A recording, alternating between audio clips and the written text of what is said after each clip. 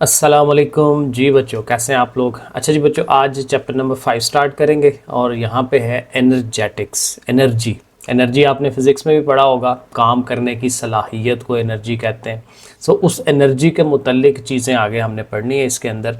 अब एनर्जेटिक्स की सबसे पहले तो आई थिंक कि डेफिनेशन छोटी सी हो जाए कि एनर्जेटिक्स में क्या होता है कि हम यहाँ पे एनर्जीज़ की चेंजेस को मेजर करते हैं, एनर्जी की चेंजेस को। लेकिन कहाँ पे, that occurs during a chemical reaction. ये लिख लेंगे, डेफिनेशन है कि ये जो एनर्जेटिक्स है इसकी अगर डेफिनेशन आ जाए तो इसमें आप क्या करते हैं, we measure energy changes that occur during chemical reaction.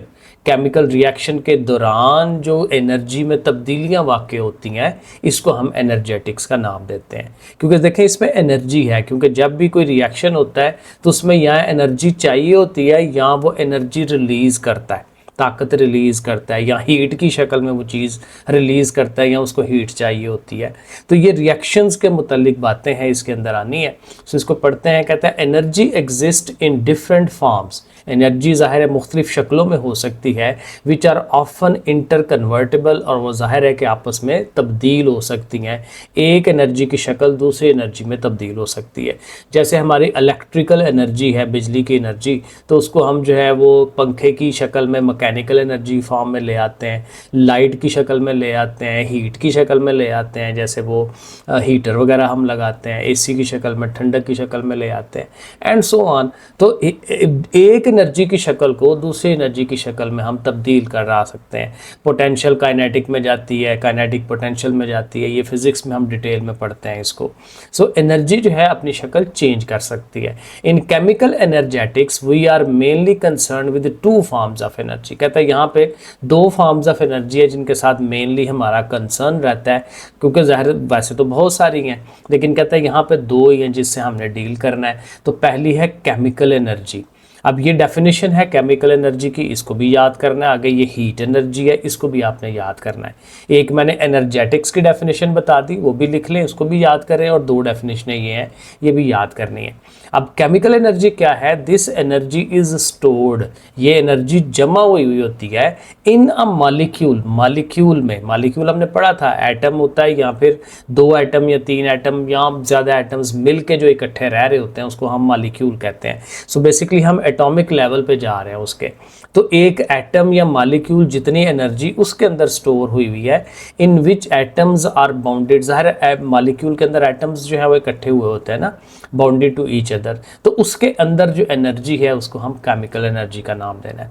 So chemical energy क्या समझ आया कि इसमें हम एटम्स या मॉलिक्यूल्स के अंदर जो एनर्जी है उसकी हम बात कर रहे हैं। और दूसरा हीट एनर्जी है। तो हीट एनर्जी हमें पता है वो हीट की शक्ल में होती है। This form of energy is released, ये जो एनर्जी की शक्ल है इसको निकाला जाता है when a bond is formed, जब एक बॉन्ड बनता है, and absorbed when it is broken, और जब इसको तोड़ा जाता है तो फिर भी ये एनर्जी इसको हासिल करता है। अभी तफसीलन आगे आएगा कि बॉन्ड कैसे टूट रहा है और कैसे एनर्जी हासिल कर रहा है, लेकिन बहरहाल ये हीट एनर्जी की डेफिनेशन आपने याद करनी है।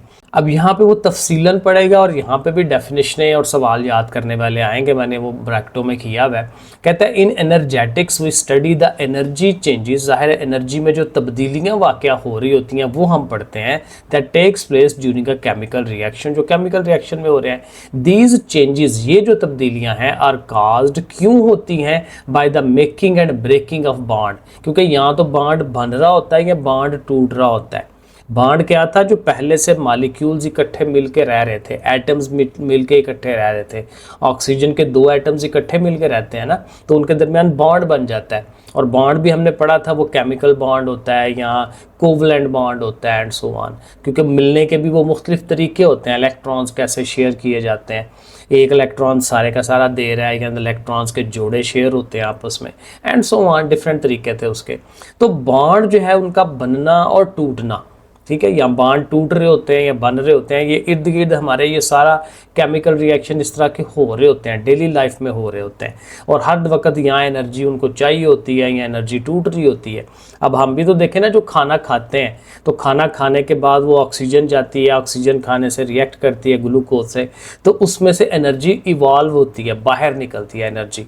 उस एनर्जी को हम यूज़ कर रहे होते हैं, तो वो भी बॉन्ड टूट रहा होता है। वो जो मालिक्यूल वो होता है उसका मालिक्यूल ग्लूकोज का, उसको ऑक्सीजन जाके तोड़ती है तो वहाँ से एनर्जी निकलती है, एंड सो ऑन, बड़ा कुछ हो रहा होता है। In most of reactions the weak bond, ज़्यादातर कहता है क्या होता है कि जो पहले से बॉन्ड बना हुआ है लेकिन वो वीक बॉन्ड है, कमज़ोर बॉन्ड है रिएक्टेंट्स का, जो रिएक्टेंट्स किसको कहते हैं, जिन्होंने रिएक्शन करवाना है और नई चीज़ बनानी है, तो रिएक्टेंट के दरमियान अगर आपस में उनके वीक बॉन्ड है तो वो ब्रेक हो जाता है, टूट जाता है। वाइल इन प्रोडक्ट्स, जबकि जो प्रोडक्ट बनती है, जो चीज़ बनती है, new strong bonds are formed, नए बॉन्ड बन जाते हैं और जाहिर है कि वो पहले वाले से स्ट्रॉन्ग होते हैं।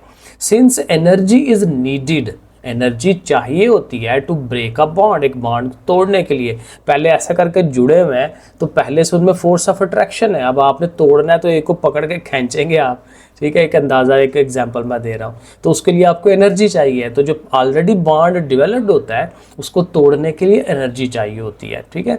Since energy is needed to break a bond while energy is evolved, जबकि एनर्जी निकलती है, इवॉल्व होता है बाहर निकलना, when a bond is form, जब बॉन्ड बन जाता है। Such reactions takes place always with the evolution of heat, और इसमें हीट का इवॉल्व होता है, या हीट एब्जॉर्ब हो रही है या हीट इवॉल्व हो रही है, बाहर निकल रही है। अब यहाँ डेफिनेशन ये आएंगे, कहता है if a reaction is accompanied with the evolution of heat, कहता है जब हम एक रिएक्शन करवाते हैं और उसमें से हीट इवॉल्व होती है, बाहर निकलती है, it is called an exothermic reaction. बहुत इंपॉर्टेंट डेफिनेशन है। एक्सोथर्मिक कौन सा है? ऐसा रिएक्शन जिसमें से हीट बाहर निकलेगी, सिंपल वर्ड्स में ये कह लें। And if heat is absorbed, और अगर हीट उसको चाहिए होती है, हीट अपने अंदर जज़ब करता है during a reaction, it is called endothermic. तो एंडोथर्मिक में हीट अंदर जा रही है, उसको हीट चाहिए है, और एक्सोथर्मिक में वो हीट बाहर निकालता है। तो ये जो हम खाना खाते हैं और खाने से एनर्जी निकलती है, तो ये फिर कौन सा रिएक्शन हुआ? एक्सोथर्मिक रिएक्शन हुआ, क्योंकि इसमें हीट बाहर निकल रही है, हमें मिल रही है, और उस हीट को या चीज़ों के एनर्जी को हम इस्तेमाल कर रहे होते हैं। In energetics we not only encountered ही, अब ये ऊपर डेफिनेशन आपने याद कर लेनी है।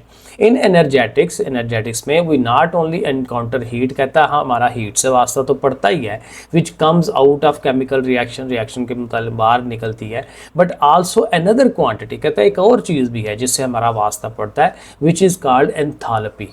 अब एंथैल्पी क्या चीज़ है वो अब आगे ज़ाहिर एक्सप्लेन करेगा उसको, लेकिन ये हीट के मुतल्लिक ही है, हीट के मुतल्लिक ही थोड़ा सा उसको मॉडिफाई करते हैं तो एंथैल्पी बना लेते हैं, इससे डरना नहीं है। अब यहाँ पे देखें डेफिनेशन वो दे रहा है एंथैल्पी को, एक तो बात के एच से शो कराते हैं, आर हीट कंटेंट, इसका दूसरा नाम क्या है? हीट कंटेंट, हीट की मिकदार, गर्माहट की मिकदार, तो वही हीट ही हो गया ना। तो इज डिफाइंड एज, क्या डेफिनेशन बनती है? The total amount of thermal energy, energy की वो किस्म जिसका नाम क्या है? Thermal energy. थर्मल एनर्जी कौन सी होती है? हीट के मुतालिक। तो हीट वाली टोटल एनर्जी जो स्टोर हुई है किसी भी कंपाउंड के अंदर, किसी मॉलिक्यूल के अंदर, उसको हम एंथैल्पी का नाम देते हैं। दोबारा पढ़ लें, एंथैल्पी एच और heat content is defined as the total amount of thermal energy, total amount of thermal energy stored in a compound, जो कंपाउंड में स्टोर हुई है। The unit of its measurement is kilojoules per mole, कि एक मोल के अंदर कितने joules हैं, कितने किलो जॉल्स हैं, ठीक है। तो वो ही बेसिकली है, हीट ही है, एंथैल्पी बेसिकली हीट ही है, लेकिन किसी कंपाउंड के अंदर उसकी मिकदार कितनी है, हीट कंटेंट, ठीक है, मिकदार कितनी है, किस शक्ल में? थर्मल एनर्जी की शक्ल में। तो ये हमें याद करना है, यही एंथैल्पी की डेफिनेशन एक यहाँ पे भी है, एक आगे भी है, तो दोनों जब डेफिनेशन आए तो दोनों को मिला के कर दें, ठीक है, या कोई एक कर दें, कोई मसला नहीं है। When the energy is absorbed during a reaction, जाहिर है कि जब रिएक्शन में हीट एनर्जी एब्जॉर्ब हो रही होती है, the total enthalpy of the system increases. अब एंथैल्पी के हिसाब से हम बात कर रहे हैं कि अब देखना, पहले से जो एक रिएक्शन था, जो रिएक्टेंट चीज़ें मौजूद थी, उनकी अपनी भी तो एनर्जी थी ना, थर्मल एनर्जी, उनकी अपनी एंथैल्पी थी। अब उसने जब हीट को और अपने अंदर एब्जॉर्ब किया तो उसके अंदर और हीट आ गई, थर्मल एनर्जी बढ़ गई, मतलब कि एंथैल्पी में इंक्रीज़ आ गया, सिस्टम की एंथैल्पी इंक्रीज़ कर गई, ऐसे हम कहेंगे उसको। ठीक है, the total enthalpy of the system increases when energy is evolved, जब एनर्जी निकाली जाती है during a reaction the total enthalpy of the system decreases, कि उसकी जो एंथैल्पी है वो कम हो जाएगी, क्योंकि अब हीट बाहर दे दी है, सिस्टम से बाहर निकल गई है, तो बाहर निकल गई है तो पीछे कम रह जाएगी ना, तो कम रहने का मतलब ये है कि एंथैल्पी डिक्रीज हो गई। तो ये दो लाइनें भी आपने साथ, ये असल में साथ इसलिए याद करनी है कि अगर एंथैल्पी के ऊपर लॉन्ग क्वेश्चन आता है तो आप डेफिनेशन देते हैं, साथ उसकी थोड़ी एक्सप्लेनेशन देते हैं कि एंथैल्पी कब कम होती है, कब ज़्यादा होती है। तो एंथैल्पी के लॉन्ग के लिए ये दो लाइनें आप इसको कर सकते हैं। आगे कहता है chemical energetics is a part of a broader field of chemistry called thermodynamics. कहते हैं एक बड़ी फील्ड है थर्मोडायनामिक्स, उसका एक ये हिस्सा है एनर्जेटिक्स। यानी एनर्जेटिक्स बेसिकली छोटी शाह है और एक बड़ी शाह है थर्मोडायनामिक्स, और अगेन उसमें भी हीट के मुतल्लिक है, लेकिन उसमें ज़्यादा डिटेल्ड पढ़ा जाता है। अब यही डिफरेंस भी आ गया, एक सवाल शॉर्ट सवाल बन रहा है कि ये जो हमारी एनर्जेटिक्स है और थर्मोडायनामिक्स है, दोनों में फ़र्क क्या है। तो ये डिफरेंस का सवाल बन सकता है। In energetics we study the flow of energy. Energetics में हम क्या कर रहे हैं, एनर्जी का फ्लो है कि सिस्टम से बाहर निकलना, सिस्टम के अंदर जाना, इंक्रीज होना, डिक्रीज होना एंथैल्पी के अंदर थर्मल एनर्जी का। ठीक है, जब दूसरी तरफ कहता है thermodynamics deals with the energy changes. Thermodynamics कहता है एनर्जी में जो तब्दीलियां वाक़ई होती हैं during chemical reaction and how these changes effect, और किस तरह से ये तब्दीलियां इफेक्ट करती हैं प्रॉपर्टीज़ को ऑफ केमिकल सिस्टम, हमारा जो सिस्टम है। यानी कि अगेन ये ब्रॉडर आ गया ना, कि उससे फिर प्रॉपर्टीज़ के अंदर फिर हम चले गए कि एनर्जी में तब्दीलियां कैसे वाक़या हो रही हैं, उसकी वजह से जो केमिकल रिएक्शन हो रहे थे उनकी प्रॉपर्टीज़ कैसे चेंज हो रही हैं, नया प्रोडक्ट जो बन रहा है उसकी प्रॉपर्टी क्या बन गई, पहले क्या थी अब क्या है। तो इसमें ब्रॉडर सेंस है। अच्छा, यहाँ साइड पे उसने एक छोटी सी इन्फॉर्मेशन दी हुई है कि Thomas Young was the first to use the word energy. सबसे पहले एनर्जी किस बंदे ने यूज़ किया था, लफ्ज़ यूज़ किया था, वो था थॉमस यंग। ये MCQs के लिए याद हो सकता है, शॉर्ट सवाल भी बना सकता है, उसकी मर्ज़ी है। और फिज़िक्स में ज़ाहिर है, क्योंकि ज़ाहिर है एनर्जी को ज़्यादा फिज़िक्स में डील किया जाता है, और ये 1802 उसकी जो डेट है ये भी आपने याद रखनी है। अब आगे चलते हैं, सिस्टम एंड सराउंडिंग। यहाँ पे भी ये दो डेफिनेशनें आएंगी, सिस्टम किसको कहते हैं, सराउंडिंग किसको कहते हैं। सिंपल सा वर्ड है कि सिस्टम उसको कहेंगे जिसको आप स्टडी कर रहे हैं, जिसके केमिकल रिएक्शंस को स्टडी कर रहे हैं, जिसकी जो एनर्जेटिक्स को उसको आप स्टडी कर रहे हैं। उसके अलावा जो इर्द गिर्द वाला मटेरियल है, जो माहौल है, उसको हम सराउंडिंग कह देंगे। तो ये देखें उसने लिखा हुआ है इन केमिस्ट्री एनी फिजिकल और केमिकल चेंज, कोई भी जो तब्दीली वाक़ई हो रही है अंडर स्टडी, जिसको हम पढ़ रहे हैं, जिसका हम मुतालिया कर रहे हैं, ये इंपॉर्टेंट बात है, may also be called a system, उसको हम सिस्टम कह सकते हैं। द केमिकल रिएक्शंस, अब जाहिर है कि जो केमिकल रिएक्शंस हो रहे होते हैं उसमें क्या चीज़ है, जब केमिकल रिएक्शन होते हैं तो उसमें रिएक्टेंट होते हैं, प्रोडक्ट होते हैं, कैटलिस्ट होता है। कैटलिस्ट कौन होता है, जो रिएक्शन में हिस्सा नहीं लेता लेकिन रिएक्शन करवाने में मदद देता है। चौधरी साहब बैठे हुए, ठीक है, वो बैठे हुए और कहेंगे भाई तुम ये करो, तुम वो करो, ठीक है, तो उसकी मौजूदगी में रिएक्शन होगा। अगर वो नहीं होगा रिएक्शन नहीं होगा, तो उसकी मौजूदगी होनी ज़रूरी है, तो इसलिए इसको कैटलिस्ट कहते हैं। सॉल्वेंट है जिसके अंदर जो कोई चीज़ हम हल कर रहे होते हैं, जैसे पानी है, एंड एनीथिंग एल्स, जो भी चीज़ है which is important to study the reaction, reaction को पढ़ने के लिए जो बातें ज़रूरी हैं वो सारा सिस्टम के हिस्से में आएंगी। एवरीथिंग एल्स, उसके अलावा जो बाकी हैं, which does not fall in this system, जो इस सिस्टम में नहीं आती, इज़ कॉल्ड सराउंडिंग। तो फिर ये देखें, ये सिस्टम की ये ऊपर से डेफिनेशन ये वाली हो गई, ठीक है, यहाँ से लेके यहाँ तक, और ये जो सराउंडिंग है उसकी ज़ाहिर है इधर से लेके तो आपने यहाँ तक आना है, ठीक है, बात समझ आ गई। आगे एग्जाम्पल है, अगर वो कह देता है ना जी सिस्टम और सराउंडिंग की एक एग्जाम्पल दें, तो उसके लिए ये एग्जाम्पल बड़ी अच्छी आसान सी उसने एग्जाम्पल दी हुई है। कहता है if you are boiling water in a beaker, एक बीकर आपने लिया हुआ है, देगची ली हुई है, उसमें पानी आप गर्म कर रहे हैं, the water molecules will be called a system.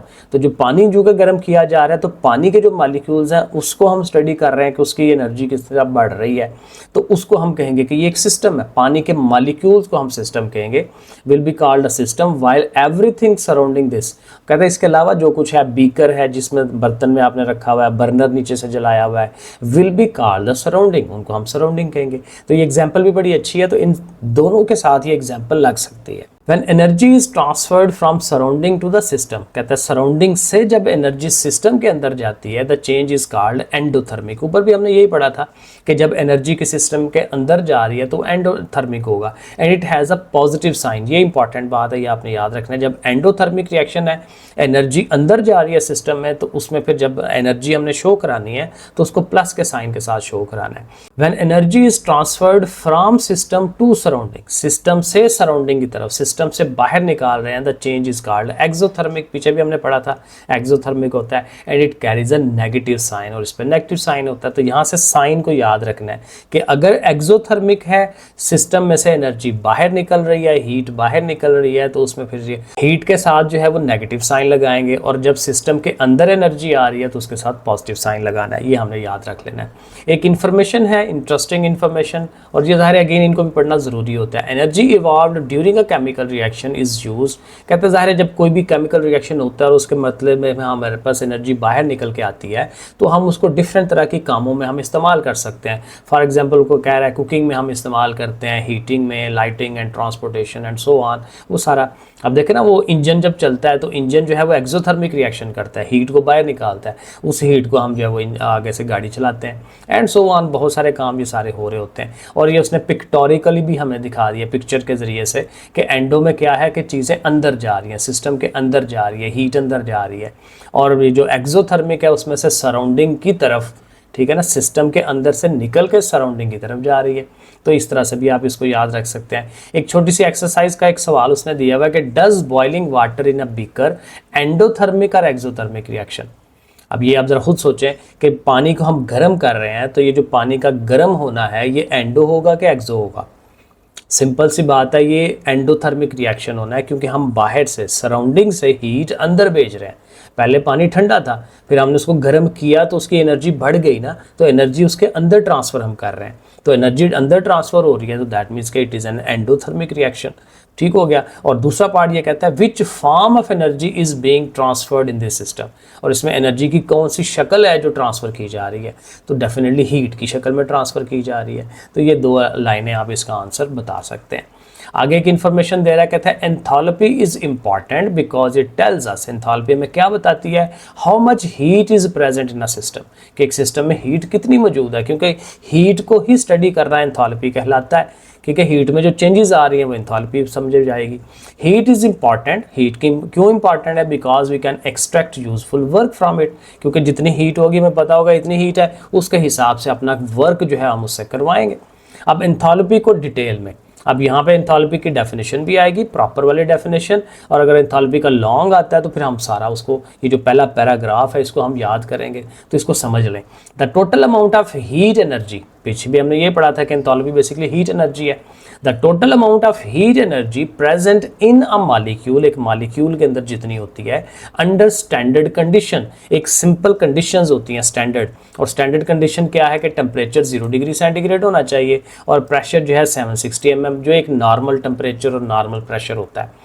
ठीक है, तो इतने टेम्परेचर और प्रेशर के ऊपर मॉलिक्यूल के अंदर जितनी एनर्जी, हीट एनर्जी मौजूद है, उसको हम एंथैल्पी का नाम दे रहे हैं। Is also called its heat content, इसको एंथैल्पी भी कहते हैं, हीट कंटेंट भी कहते हैं, दोनों एक ही नाम है। Enthalpy is the measure of energy, definitely ये एनर्जी की मेजरमेंट है इन अ थर्मोडायनेमिक सिस्टम। थर्मोडायनेमिक में हमने कहा था ना बहुत बड़ी फील्ड, उसके अंदर से एक खास हम फील्ड जब निकाल के स्टडी कर रहे हैं। सो थर्मोडायनेमिक जो सिस्टम है उसकी जो एनर्जी की मेजरमेंट है वो एंथैल्पी है। The quantity of enthalpy is equal to the total heat content in a system. Again वही बात कि उस सिस्टम के अंदर कितनी हीट कंटेंट मौजूद है वही उसकी एंथैल्पी कहलाएगी, क्वांटिटी ऑफ एंथैल्पी कहलाएगी। Enthalpy of a system is represented by H, H से इसको शो कराते हैं, while the change in enthalpy which a system undergoes, और ज़ाहिर है जब तब्दीली उसमें वाक़या होती है, चेंज, अक्सर हमने चेंज ही पढ़ना है, हाल ही कम्प्लीटली जो एच है ना वो नहीं पढ़ते, क्योंकि उसमें प्रॉब्लम ये है कि उसको मेजर नहीं कर सकते आप। टोटल हीट कंटेंट या टोटल एंथैल्पी मेजर नहीं की जा सकती, उसका आगे सवाल भी है। वो इस वजह से कि एक थोड़े से पानी है या थोड़ी सी कोई चीज़ है तो उसके अंदर करोड़ों अरबों मॉलिक्यूल्स हैं। अब एक एक मॉलिक्यूल की एनर्जी आप कैसे मेजर करेंगे, वो पॉसिबल नहीं होती, तो इसलिए फिर हम उसको मेजर करने की तरफ जाते ही नहीं है, फ़ायदा नहीं है। हम कहते हैं उसमें चेंज कितनी आई है, क्योंकि बाहर से अब हीट देंगे, फॉर एग्जांपल 100 किलो जूल दी है, तो हम ये कहेंगे भाई पहले से जो मौजूद थी उसमें 100 किलो का इजाफा हो गया, पहले से जो मौजूद थी उसमें 100 किलो की कमी हो गई है, एंड सो ऑन। तो उसमें चेंजेस को मैयर करते हैं, ये ज़्यादा इंपॉर्टेंट है। और चेंजेस मैयर, ये याद रखना है, चेंजेस मैयर हो सकती हैं लेकिन एब्सोल्यूट फॉर्म में, स्टैंडर्ड फॉर्म में एंथैल्पी को हम मैयर नहीं कर सकते। इस वजह भी मैंने आपको बता दी। ये आगे सवाल भी हैं। The total enthalpy H of a system can not, ये आगे वही बात कर रहा है, कैन नॉट बी मैयर्ड डायरेक्टली उसको हम मैयर नहीं कर सकते टोटल को। However the change in enthalpy delta H brought about in a system, जो एक सिस्टम में ज़ाहिर तब्दीली वाक़या होती है, कैन बी मैयर्ड कंपैरेटिवली इजीली हम उसको मैयर कर सकते हैं। In chemistry the standard enthalpy of reaction, अब ये एक और डेफिनेशन बन रही है, एंथैल्पी से हम बना रहे हैं स्टैंडर्ड एंथैल्पी ऑफ रिएक्शन, ठीक है, डेल्टा एच नॉट, ऊपर नॉट भी लगाते हैं, इज द एंथैल्पी चेंज, कहते हैं ये चेंज आती है एंथैल्पी में when reactants in their standard state, जो रिएक्टेंट रिएक्शन करने लगे हैं अपनी स्टैंडर्ड हालत में, अंडरगोज रिएक्शन करते हैं टू प्रोड्यूस प्रोडक्ट्स बनाते हैं इन देयर स्टैंडर्ड स्टेट, यानी रिएक्टेंट भी स्टैंडर्ड फॉर्म में हो और जो प्रोडक्ट्स हैं वो भी स्टैंडर्ड फॉर्म में हो। तो उससे जो है कहता है कि उसके अंदर जो हीट एनर्जी जो चेंजेस आ रही हैं उसको हम कहते हैं स्टैंडर्ड एंथैल्पी ऑफ रिएक्शन। देखें ना, हर जगह स्टैंडर्ड का वर्ड यूज़ करना है इस डेफिनेशन के अंदर। रिएक्टेंट के साथ भी स्टैंडर्ड का डेफिनेशन, प्रोडक्ट के साथ भी स्टैंडर्ड के वर्ड यूज़ करना है, और जो एंथैल्पी है उसके साथ भी स्टैंडर्ड का वर्ड यूज़ करना है। सो दिस क्वांटिटी, अब ये देखें यहाँ से लेके यहाँ तक डेफिनेशन है, इसको याद करना है। दिस क्वांटिटी इज कॉल्ड, अब देखें इसकी किसकी डेफिनेशन है ये, वो इसकी है स्टैंडर्ड एंथैल्पी चेंज और हीट ऑफ रिएक्शन। ये दोनों वर्ड्स जो हैं इनकी डेफिनेशन ये बनती है, ठीक है, इस तरह से। और साथ एक उसने एग्जांपल भी दी है, कार्बन मोनोऑक्साइड है CO, खाली O हो तो मोनो होता है, ठीक है। कार्बन मोनोऑक्साइड जो है वो रिएक्ट हो रहा है ऑक्सीजन के साथ, और उसके बाद क्या बना रहा है, कार्बन डाइऑक्साइड, क्योंकि नीचे देखें 2 लिखा हुआ है। कार्बन डाइऑक्साइड के 2 मॉलिक्यूल्स, ये पीछे वाला 2 बताता है कि कितने मॉलिक्यूल्स हैं, तो कार्बन डाइऑक्साइड बना रहे हैं।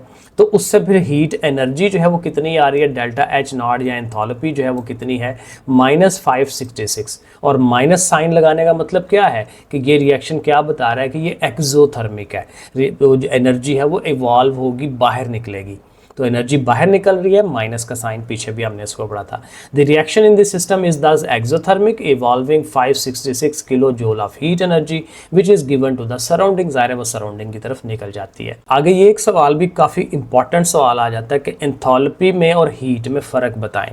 पहले भी हम थोड़ा बहुत बता रहे हैं लेकिन प्रॉपर उसने एक पूरा पैराग्राफ बना दिया है कि हीट में और एंथैल्पी में बुनियादी फ़र्क क्या है। एंथैल्पी बेसिकली समझ लें कि अगले लेवल पे है, हीट से एंथैल्पी बन रही होती है, ठीक है। वो ज़रा देखें हीट क्या है। पहले तो ज़ाहिर है जब दो चीज़ों में फ़र्क बताते हैं तो दोनों की एक किस्म की डेफिनेशन बता रहे होते हैं, भाई हीट ये चीज़ है, एंथैल्पी ये चीज़ है, तो पहले हीट की वो डेफिनेशन देगा। Heat is a form of energy, energy की ये शक्ल है, that flows from hot body to a cold body. ये असल उसकी डेफिनेशन में अल्फाज हम यूज़ करते हैं कि ये फ़्लो करती है, ये फ़्लो होता है फ्राम हॉट टू कोल्ड, क्योंकि जो चीज़ गर्म होती है उसको रख दें तो आहिस्ता आहिस्ता उसमें से गर्माहट निकल के सराउंडिंग में चली जाती है, तो ये फ्लो है। तो heat is a form of energy that flows from, बहती है फ्राम हॉट बॉडी, गर्म बॉडी से, to a cold body because of क्यों बहती है, because of a difference in temperature में फ़र्क है। हॉट बॉडी जो है वो लेट्स सपोज 70 डिग्री सेंटीग्रेड पे है और सराउंडिंग जो है वो लेट्स सपोज 35 डिग्री सेंटीग्रेड पे है, तो दोनों में टेम्परेचर में फ़र्क है। तो हॉट की तरफ से उसने कोल्ड की तरफ जाना है, जैसे पानी करता है, पानी भी तो अपना लेवल एक जैसा रखने की कोशिश करता है, तो हायर लेवल से फिर वो लोअर लेवल की तरफ जाता है। तो हीट भी यही करती है, हायर से लोअर की तरफ बहना शुरू कर देती है और कोशिश करती है कि बैलेंस कर लिया जाए। तो इस तरह से and so on. So heat is what we call the transfer of thermal energy. तो हीट क्या है कि थर्मल एनर्जी का ट्रांसफर है हॉट से कोल्ड बॉडी की तरफ। कॉन्ट्रारी टू दिस, इसके ऑपोजिटली क्या है, enthalpy is an essential part of a system. कहता है एक जो सिस्टम हम डिफाइन किया पीछे भी, तो एक सिस्टम का एंथैल्पी एक हिस्सा होती है, लाजमी हिस्सा होती है, since it depends on the number of molecules. क्योंकि अब ये देखें इस तरह से, ये हम बताएंगे कि मॉलिक्यूल्स पे डिपेंड करती है। जैसे मैंने कहा लाखों करोड़ों अरबों मॉलिक्यूल्स होते हैं किसी चीज़ के, पानी के लेट्स सपोज, ठीक है, तो उसके एक एक मॉलिक्यूल की जो हीट एनर्जी है उसको हम दे रहे होते हैं। So it depends on the number of molecules present in this system, it's chemical composition, उसकी कंपोजिशन किस तरह से है, किस तरह से वो चीज़ बनी हुई है, उसकी स्ट्रक्चर क्या है, मॉलिक्यूल किस तरह से आपस में अटैच हैं, तो इन सारी चीज़ों पर ये थर्मल एनर्जी हमारी जो है वो डिपेंड कर रही होती है। Heat is not essential part of a system, heat जो है वो लाजमी हिस्सा नहीं है, लेकिन एंथैल्पी लाजमी हिस्सा है। It just comes and go, heat ज़ाहिर आती है निकल जाती है, तो ये फ्लो है, हीट फ्लो है, आना जाना इसका लगा रहता है, लेकिन एंथैल्पी लाजमी है, वो मौजूद रहती है उसके अंदर, चाहे कम हो जाती है ज़्यादा हो जाती है, लेकिन रहती है। When heat leaves or enter a system, जब हीट किसी सिस्टम से बाहर निकलती है या एंटर होती है, it result in a change of enthalpy, तो एंथैल्पी में चेंज आता है। ये असल बात है जो समझने वाली होती है कि हीट आनी है और जानी है उसकी लगी हुई है। तो हीट जब आती है तो एंथैल्पी इंक्रीज कर जाती है, हीट जब निकल जाती है तो एंथैल्पी डिक्रीज कर जाती है, लेकिन वो एंथैल्पी वहीं की वहीं मौजूद है सिस्टम में, कहीं जा नहीं रही, लेकिन हीट आ जा रही है। तो इस तरह से इसको याद रखा जा सकता है। It result in a change in enthalpy at a constant pressure, the enthalpy change is equal to the heat evolved observe. वही बात आ गई कि उस तरह से। तो ये आपने पैराग्राफ लाजमी तैयार कर लेना है। और एंड पे आज का टॉपिक जो है उसके एंड पे ये 2 सवाल हैं, शॉर्ट सवाल, ये आपने अगेन इनको भी याद कर लेना है। Can energy B transferred in a form other than heat during a chemical reaction. कहते हैं जब केमिकल रिएक्शन हो रहा होता है तो क्या सिर्फ वो जो एनर्जी है वो हीट की शक्ल में ही निकलती है या कोई और शक्ल भी हो सकती है? तो डेफिनेटली और शक्लें भी हो सकती हैं। जैसे हम बिजली से है जो है वो रोशनी जो है मैंने की हुई है, तो रोशनी की फॉर्म में एनर्जी को मैं बाहर निकाल रहा हूँ, तो एनर्जी डिफरेंट शक्लों में निकल सकती है। तो इसमें हम कहेंगे yes energy can be transferred, ऐसे वो उसके वर्ड ही बना लें, yes energy can be transferred in the form of other than the reaction and these forms are light energy, electrical energy and in some cases in the form of work energy. ठीक है, and so on. ये 3 उसके example उसको आप दे सकते हैं। और number 2 सवाल कहता है why it is not possible to calculate the enthalpy of a system, कि एक सिस्टम की एंथैल्पी को कैलकुलेट करना मुमकिन क्यों नहीं है। तो वो हमने शुरू में बताया कि कोई भी सिस्टम होगा तो उसके अंदर लाखों करोड़ों अरबों मॉलिक्यूल्स हैं और एक एक मॉलिक्यूल की अपनी हीट एनर्जी है, तो एक एक को आप कैसे कैलकुलेट करेंगे, वो पॉसिबल नहीं है। तो इसलिए उसको स्टैंडर्ड फॉर्म में कैलकुलेट नहीं किया जा सकता। लेकिन हम फिर क्या करते हैं, उसमें जो तब्दीलियाँ वाक़या हो रही होती हैं डेल्टा एच, सिर्फ वो कैलकुलेट करते हैं। सो ये आप इसकी भी वर्डिंग बना लें। सो दैट्स इट, यहाँ तक आज तक के लिए इनफ है। नेक्स्ट जो लेक्चर होगा हमारा उसमें एक्सो और एंडोथर्मिक रिएक्शन और इससे आगे की तरफ चलेंगे। ठीक है जी बच्चों, फिर अल्लाह हाफिज़।